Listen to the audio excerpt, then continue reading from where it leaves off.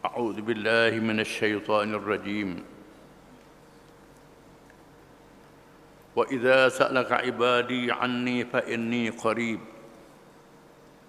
أجيب دعوة الداعي إذا دعان فليستجيبوا لي وليؤمنوا بي لعلهم يرشدون.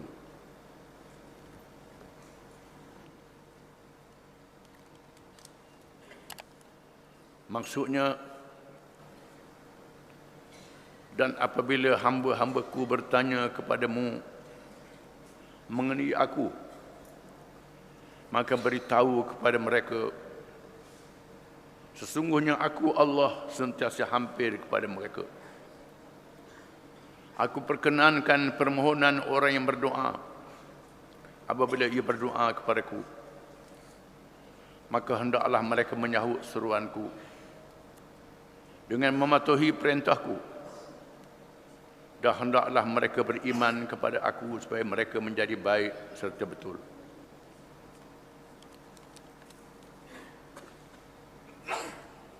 Menurut ulama tafsir, sebab turun ayat ini apabila seorang A'rabi ialah orang Arab Badui. Arab Badui padang pasir yang duduk kawasan pedalaman yang jauh dari Madinah, yang jarang mengaji, yang tak mengaji langsung, tapi mereka masuk Islam. Mereka masuk Islam dalam keadaan ilmu tak ada. Mereka bertanya kepada Nabi SAW. Tanya Nabi, aqaribun rabbuna fanunajih am ba'idun fanunadih. Wahai Rasulullah, adakah Tuhan kita ni dekat je dengan kita dengan bermunajat, suara perlahan, suara kohor cukup, ataupun Tuhan kita tu jauh, kena nguar kuat bila kita berdoa? Wahai Nabi, dia tanya betul-betul, kita kena tepik ke Tuhan kita jauh, ataupun kita kena perlahan bercakap dengan Tuhan ni? Orang Badui tanya. Nabi diam, Nabi tak jawab. Lalu Allah menurunkan ayat ini baca tadi, malaikat diberi terus bawa wahyi. Wa idza sa'alaka ibadi anni fa inni qarib. Dan apabila hamba-hambaku bertanya pada wahai Muhammad sallallahu alaihi wasallam berkenaan dengan aku, beritahu fa inni qarib, aku dekat dengan mereka. Ujibu da'watad da'i idza da'an, aku perkenankan doa bila dia berdoa. Falyastajibu li, mereka hendaklah menyahut seruanku, ikut agama aku. Wal yu'minu bi, percaya kepada aku. La'allahum yarshudun, supaya mereka mendapat petunjuk daripada aku. Aku dekat dengan mereka. Dengan makna doa ni tak perlu bertepik lah, suara perlahan, baca perlahan. Dan sebab itu bacaan ada perlahan, ada kuat. Kecuali sembahyang waktu malam disunatkan baca kuat, 2 rakaat yang awal oleh imam. Makmum baca perlahan saja, baca perlahan. Itu mengikut mazhab Syafi'i. Fatihah wajib dibaca perlahan. Ada mazhab lain tak baca Fatihah apa tak apa, cukup dengan Fatihah imam.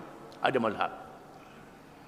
Dengan sebab itu kalau ada orang yang baru masuk Islam tak erti sembahyang, suruh dia sembahyang pakai mazhab lain, tak jadi salah. Tak jadi salah. Dan sebaik-baiknya kita baca Fatihah itu setelah imam selesai baca Fatihah. Baca Fatihah dengan suara yang perlahan, dengan kita saja yang tahu bacaan kita. Jangan orang sebelah dengar macam tu imam juga. Ni baca kuat serakak dengan tu imam baca. Jadi celaru lah, tu imam pun celaru bacaan. Dia sebut dalam hadis, pernah Nabi semayang, dengar sahabat baca kuat di belakang, menyebabkan Nabi keliru bacaannya. Sudah semayang Nabi tegur, jangan baca kuat lah. Makmum ni jangan baca kuat sangat di belakang tu. Nama ada orang kita dia duk pegang kepada kaum mengatakan bacaan mesti kita dengar bacaan kita sendiri. Dia tudi pula. Dia tudi kuat macam Tok Iman jugalah. Ni dak dia pakar pendapat ini. Jadi kena baca perlahan. Ada ulama mengatakan bila Nabi baca perlahan nampak gegok janggut dia je tak dengar suara. Itu. Jangan baca kuat. Kalau penyakit was-was tu dah baca kuat ulang tak kali pula tu. Susah makmum sebelah. Was-was ni penyakit setan. Setan ni musuh Islam. Jadi kita ikut musuh Islam. Tak ikut kita agama ikut musuh. Semayang dah, tapi setan, dia ikut setan juga. Ini salah, tak boleh. Tak boleh. Walaupun taklah jadi batal semayang, tapi ganggu orang sebelah. Tak boleh. Tak elok begitu. Berdoa begitu juga. Sebaik-baiknya doa dengan perlahan. Kerana Allah Ta'ala itu sangat hampir. Allah Ta'ala maha mendengar, lagi maha melihat. Dan Allah berjanji memperkenankan doa hamba-hamba dia. Allah Ta'ala kasih pada hamba dia yang berdoa. Menjadi satu hikmah yang besar, ayat ini disebut di tengah-tengah ayat puasa Ramadan. Kerana waktu puasa, waktu diperkenankan doa. Disebut dalam hadis Allah Ta'ala tak tolak doa 3 jenis manusia. Tuhan tak tolak 3 jenis manusia. Yang pertama, pemimpin yang adil. Al-Imamul Adil. Pemimpin yang adil yang mengikut syariat Allah. Kalau dia doa, Tuhan perkenan doa dia. Jangan main-main. Pemimpin yang adil ni, kalau dia doa, doa perkenan. Tuhan perkenan doa. Jangan main-main. Yang kedua, ialah orang yang kena zalim. Al-Mazlum. Orang yang kena zalim. Orang yang kena zalim, kalau dia doa, Tuhan perkenan. Disebut walaupun orang kafir. Orang kafir, kita zalim ini, dia berdoa. Tuhan berkenan. Kerana kita buat zalim pada dia. Ini bahaya. Dan sebab itu, Nabi pesan kepada sahabat dia Sa'ad bin Mu'ad bin Jabal. Bila mau pergi ke Yaman, wahai Mu'az, mu akan berjumpa dengan golongan ahli kitab. Mula-mula kamu ajak dia mengucap 2 kalimah syahadah. Setelah dia masuk Islam, mengucap 2 kalimah syahadah, beritahu ada sembahyang 5 waktu.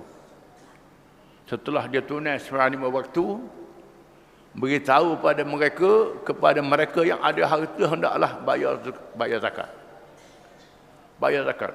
Ittaqi da'watal mazlum fa innahu laysa bainahu wa bainallahi hijab. Takutlah doa orang yang kena zalim. Tak ada hijab, tak ada dinding antara orang kena zalim dengan Allah Ta'ala bila dia minta doa. Walaupun seorang yang jahat, dia kena zalim, dia berdoa, Tuhan perkenan doa dia. Zalim perkara yang sangat dia benci oleh Allah Ta'ala. Yang ketiga, as-sa'im hatta yuftir. Orang yang berpuasa sehingga dia berbuka, Tuhan perkenan doa pada masa berpuasa. Sepanjang masa berpuasa itu, masa diperkenankan doa sehingga waktu berbuka. Jadi puasa ni antara sebab Tuhan perkenankan doa. Tuhan sangat ampun. Doalah. Kalau doalah yang baik, jangan doa yang jahat. Doa yang jahat kena atas kepala kita balik. Tak boleh. Doa yang baik, minta yang baik dunia dan baik akhirat. Yang pentingnya baik di akhirat, dunia dan akhirat. Rabbana atina fid dunya hasanah wa fil akhirati hasanah wa qina adzabannar. Wahai Tuhan kami, berilah kepada kami di dunia ini baik dan di akhirat juga baik. Dan peliharalah kami dari azab neraka. Doa yang Tuhan ajar dalam Quran. Doa yang Nabi ajar, Tuhan ajar dalam Quran. Ini orang ramai tahu belaka, kena cari pelik pada orang. Anda punah nak cari doa pelik pada orang. Hak biasa-biasa tu doa berapa tinggi. Ini semua ini salah. Doa yang paling baik, doa yang Tuhan ajar dalam Quran. Itu yang paling baik. Rabbana atina fid dunya hasanah wa fil akhirati hasanah wa qina adzabannar. Minta di dunia baik dan akhirat juga baik. Jangan pelihara daripada azab neraka. Dan Tuhan sangat hampir. Dan Tuhan sangat sayang kepada orang yang minta doa dan jaga adab-adab doa. Antaranya mestilah dengan hati yang ikhlas. khusyuk kepada Allah Ta'ala dengan hati yang ikhlas. Meninggalkan makanan-makanan yang haram. Antara perkara yang diperkenankan Allah. Yang syubhat ditinggalkan. Yang keliru tak tahu halal ke haram. Bila orang yang jaga diri dia begini, doa boleh perkenankan Tuhan. Jangan makanan yang haram. Jaga hubungan silaturahim. Hubungan keluarga. Antara suami, isteri, jiran, anak beranak. Jaga baik-baik. Ini adab. Jaga hubungan baik. Jangan kita berkelahi dalam perkara yang tak izin oleh syarak.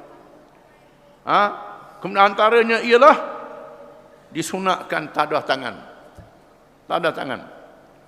Disebut dalam hadis, Nabi bersabda, "Innallaha la yastahi an yabsutal abdu ilaihi yadayhi yas'aluhu fihi ma khairan fayarudduhuma khaibatain." Allah Ta'ala malu kepada seorang hamba yang menadah tangan, dua belah tangan dia. Minta doa, tiba-tiba dia kecewa dengan dua belah tangan dia. Allah Ta'ala rasa malu. Menunjukkan disunatkan tadah dua belah tangan. Ada riwayat Salmanul Farisi radhiyallahu an. Ada riwayat dia meriwayatkan hadis ini. Dalam perang Uhud, dalam perang Badar, Nabi akad sehingga nampak putih bawah ketiak, bersungguh pada masa perang Badar, kisah yang terkenal. Dan akad pada biasa akadlah biasa, akad tangan itu. Doa dengan hati yang ikhlas dan percaya Allah Ta'ala Maha mendengar doa kita, Maha mengetahui doa kita. Allah Ta'ala tahu apa yang ada dalam isi hati kita. Doa dengan khusyuk. Kita tahu. Kalau tak tahu bahasa Arab, bahasa Melayu pada apa, bahasa Cina pada apa, bahasa Inggeris pada apa, mengikut bahasa masing-masing. Allah Ta'ala tahu semua bahasa ni Tuhan buat belaka. Kita doa dengan bahasa masing-masing. Dengan bahasa yang kita reti, bahasa yang kita faham, kita mengadu kepada Allah Ta'ala. Cakap Terengganu pun tak apa. Dah reti nak cakap tulis ni, cakap Terengganu. Sebut dalam doa itu. Seelok-eloknya mula Alhamdulillah. Baca Fatihah apa tak apa. Baca Fatihah. Biasa baca Fatihah. Lepas tu selawat ke Nabi. Lepas tu selawat pula. Sebut ajak kita. Lepas tu selawat pula. Itu antara ada doa. Kerana kita disunatkan bertawassul. Bertawassul ni mengambil jalan dengan doa itu. Antara tawassul dengan Alhamdulillah. Tawassul dengan ayat Quran. Tawassul dengan puasa. Tawassul dengan semayang hajat. Dan semayang hajat dulu. Tawassul dengan sedekah. Bertawassul dengan amal kebajikan yang kita buat. Tawassul dengan selawat ke Nabi. Ini bertawassul. Tersebutkan doa kita. Dan tawassul dengan apa? Kebajikan yang kita buat. Itu cara ada berdoa. Dan Allah Ta'ala sangat hampir dengan kita. Allah Ta'ala sangat dekat dengan kita. Allah Ta'ala kasih pada orang yang minta doa. Walaupun kita minta doa tak jadi. Pasal apa tak jadi? Allah Ta'ala sayang ke kita. Nak suruh minta acak kali. Acak kali sampai 1000 kali. Minta sampai mati. Kadang-kadang Allah Ta'ala kasih dia nak beri di hari akhirat. Tak beri lagi di dunia ni. Nak beri di hari akhirat. Jangan kita putus asa. Kena percaya. Kita orang Islam ni bukan saja atas dunia sampai ke akhirat. Ini sebab itu jangan putus asa minta doa. Walau Tuhan tak beri atas dunia ni, beri di akhirat. Kadang-kadang beri dunia, akhirat tak ada nak buat apa. Kalau boleh dua-dua. Dunia pun beri, akhirat pun beri juga. Ada keberkatan. Kalau kita minta doa, hak dunia tak boleh. Pahala tetap ada. Tak beri pahala. Ini faedah doa. Doa ni senjata bagi orang beriman. Senjata bagi orang beriman. Senjata kita. Orang Islam senjata dia doa. Bila susah, minta pertolongan dengan Allah Ta'ala. Wallahu a'lam.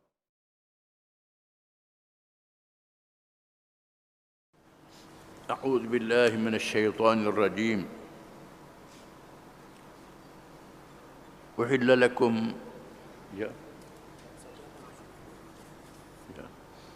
أحل لكم ليلة الصيام الرفث إلى نسائكم هن لباس لكم وأنتم لباس لهن علم الله أنكم كنتم تختانون أنفسكم فتاب عليكم وعفى عنكم فالآن باشروهن وابتغوا ما كتب الله لكم Wa kulu washrabu hatta yatabayyana lakumul khaytul abyadu minal khaytil aswadi minal fajr.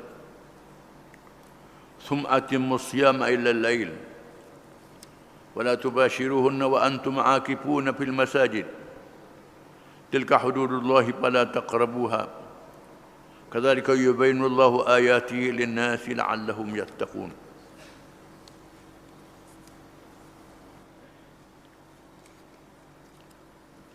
Maksudnya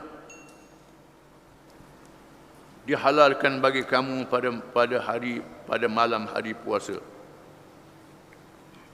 bersetubuh dengan isteri-isteri kamu. Isteri-isteri kamu itu adalah sebagai pakaian bagi kamu dan kamu pula sebagai pakaian bagi mereka. Allah mengetahui bahawasanya kamu mengkhianati diri sendiri. Lalu Tuhan menerima taubat kamu dan memaafkan kamu.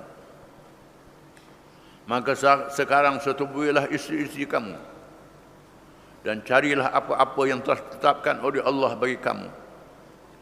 Dan makanlah serta minumlah sehingga nyata kepada kamu benang putih cahaya siang dari benang hitam kegelapan malam, iaitu waktu fajar. Kemudian sempurnakanlah puasa itu sehingga waktu malam, yakni maghrib. Dan janganlah kamu setubuhi isteri-isteri kamu itu kamu sedang beriktikaf di masjid.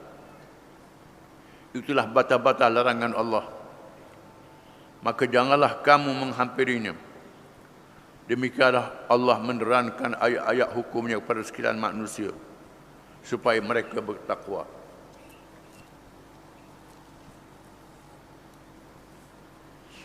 Ayat-ayat ini menasahkan hukum yang terdahulu, di mana pada permulaan puasa itu tak dibenarkan bersetubuh dengan isteri di waktu malam, sehingga waktu isyak lepas buka maya isyak tak boleh bersetubuh lagi. Itu masa awal Islam. Terdapat kalangan para sahabat yang tidak menahan nafsunya dan tak tertahan dengan larangan ini. Lalu mereka melakukan persetubuhan dengan isteri mereka. Allah Maha mengetahui kemampuan mereka.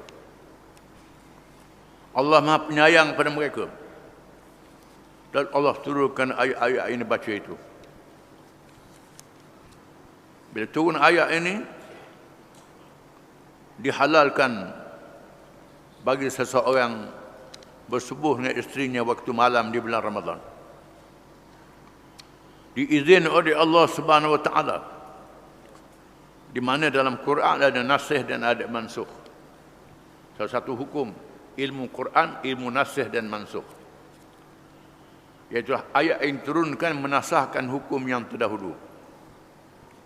Termasuk ayat yang dibaca ini. Menasahkan hukum yang tidak membenarkan bersetubuh dengan isteri bulan Ramadan. Dilarang waktu siang hari sahaja.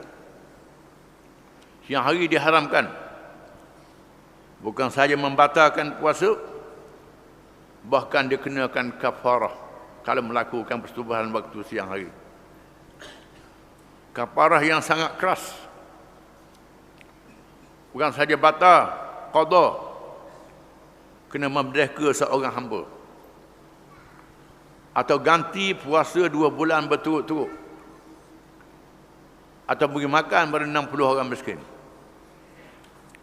Itu hukuman kafarah mereka yang bersetubuh dengan isteri waktu siang hari. Malam diizinkan oleh Allah. Allah Ta'ala tahu, alimallahu annakum kuntum takhtanuna anfusakum fataba alaikum wa afa ankum. Sekarang Allah Ta'ala memaafkan kamu. Allah Ta'ala tahu kamu khianat terhadap diri kamu sendiri, kamu tak mampu. Maka Allah terima taubat kamu dan memaafkan kamu. Fal'ana bashiruhunna wabtaghu ma kataballahu lakum. Maka sekarang diizinkan kepada kamu bersetubuh dengan isteri kamu itu. Dan kamu tunaikan apa yang Allah Ta'ala wajibkan kepada kamu. Di mana kehidupan suami isteri adalah laksana pakaian antara satu sama lain. Itu kejadian manusia yang Allah Ta'ala tetapkan. Seterusnya dihuraikan lagi masa berpuasa itu. Wa kulu washrabu hatta yatabayyana lakumul khaytul abyadu minal khaytil aswadi minal fajr. Dan makanlah kamu dan minumlah kamu sehingga ternyata antara benang putih dan benang hitam dengan masuk waktu fajar. Bila tunggu ayat ni, ada sahabat cari benang putih, benang hitam. Letak di bata, letak di lengan, tengok. Beza putih hitam, jadi rohok, jadi susah. Mengadu ke Nabi, Nabi kata bukan begitu. Benang putih, benang hitam ni makna sempadan siang dan malam. Sempadan siangnya habis dengan waktu maghrib. Sempadan malamnya habis dengan waktu subuh. Disebut dalam hadis, hatta yu'ajna abdu maktum. Sehingga Allah bin maktum bang, tak boleh lagi makan. Masa Bilal bang, boleh makan lagi. Menunjukkan bahawa di masjid Nabi ada dua muazzin, dua tukang bang. Satunya Bilal, satu Allah bin maktum. Bilal seorang yang celek. Dia bang yang pertama, ada bang dua kali zaman Nabi. Bang yang pertama menandakan untuk menyedarkan waktu subuh sudah hampir. Masa tu boleh makan lagi. Bila Allah bin Maktum bang, tak boleh makan. Kerana Allah bin Maktum ni seorang yang buta. Tak nampak mata tu ayat abasa wa tawalla. Tukang bang Nabi kat dia. Dia tak bang, malaikat yang beritahu waktu subuh sudah masuk. Bila dia bang, tak boleh makan. Itu sempadan waktu yang dihalang makan. Summa atimus siyama ila lain. Kemudian sempurnakan puasa itu sehingga masuk waktu malam. Masuk waktu maghrib, jatuh matahari. Wala tubashiruhunna wa antum aakifuna fil masajid. Dan jangan kamu bersubuh dengan isteri kamu dalam keadaan kamu i'tikaf di masjid. Menunjukkan bahawa tak boleh masuk masjid dalam keadaan hadap solat. Kena mandi wajib nak masuk masjid. Masjid tempat yang mulia, yang suci. Kadzalika yubayyinullahu ayatihi lin-nas. Tilka hududullah fala taqrabuha. Itulah sempadan Allah Ta'ala. Sempadan pantang larang yang Allah Ta'ala tetapkan kepada kamu. Tiap-tiap kerajaan ada sempadan dia. Sempadan Allah yang diharamkan. Jaga sempadan itu. Pada taqrabuha, jangan hampir dekat dengan sempadan sehingga mencerobos padang tak sedar. Hampir pun tak boleh masuk dalam perkara syubhah. Di sinilah waktu imsak, dia letakkan waktu imsak. Ambil basi sikit, jangan dekat sangat. Nanti tak sedar masuk waktu subuh.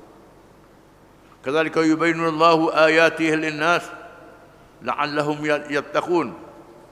Begitu Allah menyatakan kepada manusia akan ayat-ayatnya, keterangannya, supaya mereka bertakwa kepada Allah. Hanya mereka yang bertakwa sahaja yang memelihara peraturan Allah ini. Orang yang tak takwa, dia tak berani. Ini menguji ketakwaan kita pada Allah Ta'ala masing-masing. Ikhlas dengan Allah Ta'ala. Jadi puasa mengajar kita bertakwa. Wallahu a'lam.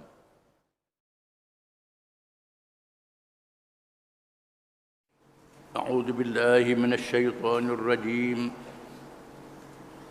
ولا تأكلوا أموالكم بينكم بالباطل وتدلوا بها إلى الحكام لتأكلوا فريقا من أموال الناس بالإثم وأنتم تعلمون.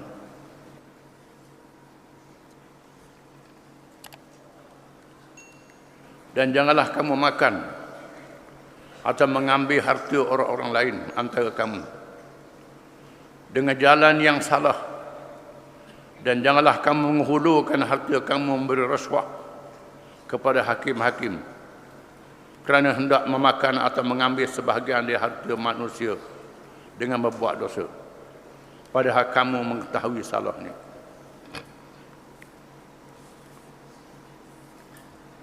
Hadis ini berkait dengan amalan rasuah yang biasa dilakukan oleh pihak yang berkuasa yang memerintah ataupun oleh hakim yang mengendalikan urusan di mahkamah.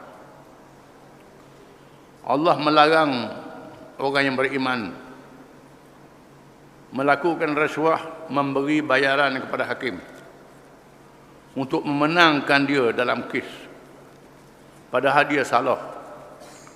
Dia tahu dia salah. Terutamanya biasa dalam perkara yang berkait dengan harta. Dia tak patut dapat harta itu, dia rasuah kepada hakim yang memerintah, maka dia dapat harta itu, maka pendapatannya haram. Adapun hakim itu, kalau dia tahu itu rasuah, maka dia berdosa. Kalau dia tak tahu, dia tak berdosa kerana dia tak tahu.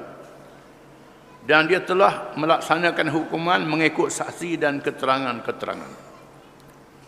Nabi bersabda, "Ala innama ana basharun wa innama ya'tiyanil khasmu fala'alla ba'dakum an yakuna alhana bihujjatihi min ba'din fa uqdiya lahu faman qadaitu lahu bihaqqi muslim fa innama hiya qit'atun min nar falyahmilha aw liyadharha."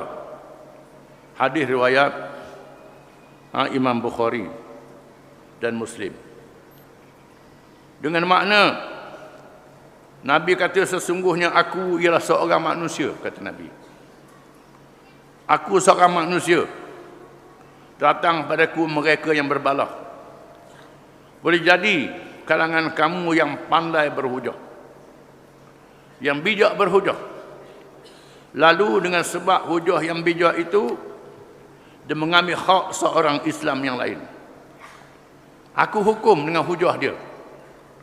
Menang dia. Tapi ingat, aku ikut hukum yang zahir saja. Hujah-hujah dia.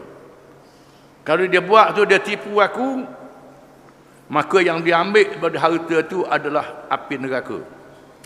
Sebahkan api neraka yang akan jadi bebanannya pada hari kiamat, tanggunglah dia. Ataupun dia tinggalkan. Dia tinggal, dia kena minta maaf balik. Disebut dalam hadis, al-qudatu thalathatun khadin fil jannati wa khadiyani fil nar. Hakim ada 3 jenis. 1 jenis masuk syurga, 2 jenis masuk neraka. Hakim yang masuk syurga, hakim yang mengetahui ilmu kehakiman, ilmu syariat, ilmu perundangan. Dia hukum dengan ilmu dan pengetahuannya, dengan ilmu yang ada pada dia, pengetahuan yang ada pada dia, maka dia masuk syurga. Sama ada dia hukum itu betul-betul. Kalau orang tipu dia, hak penipu tu masuk neraka. Hakim boleh pahala kerana dia hukum dengan ilmu dia. Kita ingat, bukan semua hakim. Hakim, dia hukum mengikut hujah-hujah yang diberi. Itu kita kena sedar. 2 jenis masuk neraka. Hakim yang tahu perkara yang sebenar, dia tidak hukum mengikut perkara yang sebenar. Dengan sebab rasuah, dengan sebab cenderung kepada orang yang dia nak bela itu, dia tahu kawan tu salah kerana adik-beradik dia, kenalan dia, maka tak ada hukumnya. Dia hukum orang lain. Hak ni masuk neraka. Yang kedua, hakim yang jahil. Dia jahil jadi hakim juga. Nak kerja sangat. Padahal dia tak tahu, dia tidak pintar. Ada sijil saja. Ada kelulusan jadi hakim. Tapi tak pintar. Ambil jawatan itu. Hukum dengan jahilnya. Hak ni masuk neraka juga. 2 jenis masuk neraka, sejenis masuk syurga. Ini satu benda yang kita kena sedar. Dan Allah Ta'ala akan hukum pada hari kiamat. Pada hari kiamat diselesaikan oleh Allah Ta'ala yang maha mengetahui. Di hari kiamat kelak, Allah Ta'ala bicara ahkamul hakimin. Hakim yang paling bijak ialah Allah Ta'ala. Allah Ta'ala panggil saksi malaikat, saksi manusia, saksi kulit yang ada di tubuh dia. Tangan dia, kaki dia jadi saksi, beritahu apa yang dia buat sebenar. Depan Allah Ta'ala tak boleh nak tipu lagi. Allah Ta'ala akan menghakimi dengan seadil-adilnya. Allah Ta'ala hukum dengan bukti. Padahal Allah Ta'ala itu maha mengetahui. Allah Ta'ala dia tahu apa yang hamba dia buat. Pakai hukum gitu aja. Tidak. Allah Ta'ala hukum dengan bukti. Dibawa catatan malaikat. Dibawa saksi-saksi makhluk. Dibawa saksi yang ada pada diri manusia itu sendiri. Membuktikan kesalahan dia. Bahawa Allah Ta'ala hukum. Itu Allah Ta'ala. Ada pun atas dunia ni, hakim menghukum mengikut hujah-hujah yang diberi kepada dia. Dan sebab itulah dalam Islam dibenarkan peguam. Peguam tidak salah dalam Islam. Peguam ni tujuannya ialah untuk mencari mana-mana bukti undang-undang yang boleh membebaskan orang itu kalau dia tidak bersalah. Cari walaupun sedikit. Sudra'ul hudud bisyubhat. Kalau hukum hudud ada sedikit kekeliruan, tak boleh jatuh hukum. Sama ada diringankan hukuman ataupun dibebaskan. Kalau tidak ada bukti yang jelas. Maka dibenarkan wakil. Wakil ialah peguam. Orang jadi peguam tidak bersalah. Jadi hakim tak bersalah. Yang bersalahnya orang yang menipu itu bersalah.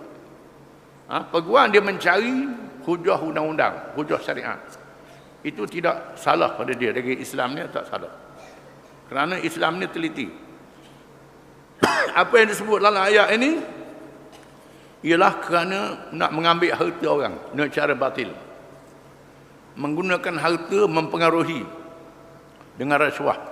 Ini batil juga. Semua perkara ini adalah harta haram. Bila disebut dalam Quran, ini menandakan dosa besar. Rasuah adalah dosa besar.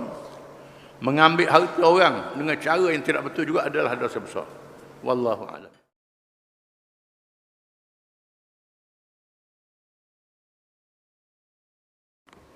A'udzu billahi minasy syaithanir rajim. Yas'alunaka 'anil ahillah. Qul hiya mawaqitu lin-nasi wal hajj. وليس البر بأن تأتوا البيوت من ظهورها ولكن البر من اتقى وأتوا البيوت من أبوابها واتقوا الله لعلكم تفلحون.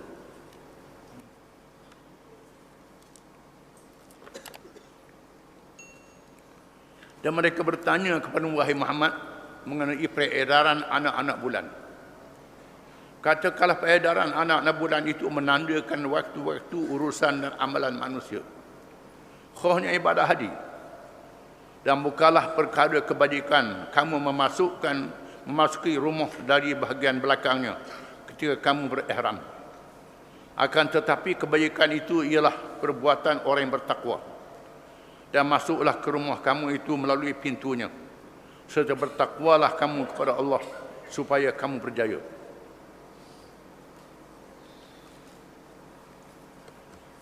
Bahagian pertama daripada ayat ini, sebab turunnya bila orang tanya Nabi, pasal apa bulan ni? Bulan sabit. Lepas tu besar-besar bulan purnama. Lepas tu jadi bulan sabit pula. Ahillah jamak pada hilal. Hilal maknanya bulan sabit. Mereka bertanya tentang bulan-bulan sabit. Ada ulama mengatakan dinamakan hilal 1 hingga 2. Ada kata sampai 3. Ada kata selagi dak bulat hilal. Itu khilaf, itu cerita lain. Yang pentingnya mengapa bulan tu begitu. Start dengan 1, lepas tu 30, lepas tu 1 pula. Kecil, besar, bulat. Jadi begitu. Qul hiya mawaqitu lin-nasi wal hajj. Katakan wahai Muhammad kepada mereka, Tuhan buat begitu untuk menentukan waktu-waktu bagi manusia dan ibadat haji. Disebut jadi khusus ibadat haji bulan Zulhijjah. Tahu bulan Zulhijjah bila? Bulan 12 Tuhan buat. Kena tahulah Muharram sampai hingga Zulhijjah. Kena ikut peredaran bulan ni sampai waktu haji. Yang pentingnya Tuhan tentukan waktu-waktu bagi manusia. Khususnya waktu yang berkait dengan ibadat puasa. 1 Ramadan hingga 29, 30 Ramadan. Ditentukan. Termasuklah iddah mereka yang bercerai. Termasuklah urusan kehidupan kamu. Berkait dengan hutang. Nak bayar hutang bila? Berapa bulan kamu sanggup nak bayar hutang ni? Mesti tahu peredaran bulan ni. Termasuklah peredaran musim. Peredaran cuaca. Kalau orang ke laut, dia tahu arus ke timur ke barat. Musim sutung ke musim ikan apa. Ini hikmat Tuhan jadikan bulan begitu rupa. Berkait kehidupan kamu. Bila turun hujan, orang tua-tua kata kalau hujan turun masa bulan gelap, berlaku banjir besar. Kalau hujan turun masa bulan purnama, banjirnya tak besar. Ini ukurannya. Itu ukuran-ukuran dalam kehidupan manusia. Tuhan jadikan menggunakan hikmat-hikmat pada kamu. Di samping hikmat menjadi tanda kebesaran kekuasaan Allah SWT. Dan khusus bagi menunaikan ibadat haji. Tuhan jadikan bulan haji Syawal, Zulqa'dah, Zulhijjah hingga 13 Zulhijjah. Dalam mazhab Syafi'i, mazhab Hambali dan mazhab yang sependapat dengannya, niat haji mestilah masuk bulan Syawal, bulan haji, barulah boleh niat haji. Sekali tak masuk bulan Syawal, baru boleh niat haji. Tapi ada mazhab mengatakan, ikut pandai nak niat bila-bila pun. Dia berasa nak pakai ihram lama sampai setahun, ikut pandai dia lah. Teruk dah lalu pula. Awal lagi dah niat haji dah, tak buang-buang pakai ihram. Menyusahkan diri. Ada ulama sampai kata begitu. Tetapi mazhab Syafi'i kita melihat, bila masuk bulan haji, boleh niat haji.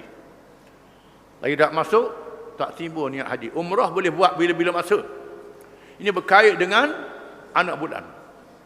Walaisal birru bi an ta'tul buyuna min zuhuriha, walakinnal birra man ittaqa wa'tul buyuta min abwabiha wattaqullaha 'alakum tuflihun. Bukanlah kebajikan itu kamu masuk rumah kamu melalui belakang. Ini ceritanya orang Arab zaman jahiliah. Bila pergi ke Mekah haji ataupun boleh buat umrah, masa keluar tubik kot pintu depan. Bila balik tak boleh masuk ke pintu depan. Kena masuk ke pintu belakang. Tak boleh, kena tebuk rumah. Kena khabar naik ke atas gabung. Sabar begitu sekali. Ini amalan jahiliah, bukan amalan Islam. Orang kita Melayu ada juga sama dulu. Ada orang Melayu ikut sama ni jahiliah Melayu ni. Ada jahiliah Melayu tapi sekarang ni tak ada dah. Zaman dulu masih ada perangai-perangai ni. Bila nak keluar, kena balik kod pintu depan. Bila nak balik, kena balik kod pintu lain, tak boleh. Nak keluar kod pintu ni sampai tebuk, pecah dinding benar. Ikut naskah. Itu semua karut berlaku. Jangan pakar. Ini amalan-amalan jahiliah. Allah Ta'ala kata, mogalah kebajikan itu kamu masuk melalui belakang rumah bila balik berhaji dan umrah. Kebajikan itu ialah orang yang buat, yang bertakwa kepada Allah Ta'ala. Niat ikhlas kerana Allah Ta'ala. Disebut dalam hadis, Nabi balik ke Madinah, ada sahabat dia, Nabi tengok orang lain masuk itu belakang, ada seorang tu duduk, dia ikut Nabi. Nabi balik, tubik ke pintu tula juga. Lepas dia pun tubik ke pintu tula. Nabi tanya pasal apa tubik pintu tula. Dia kata, saya ikut Nabi. Nabi buat gitulah.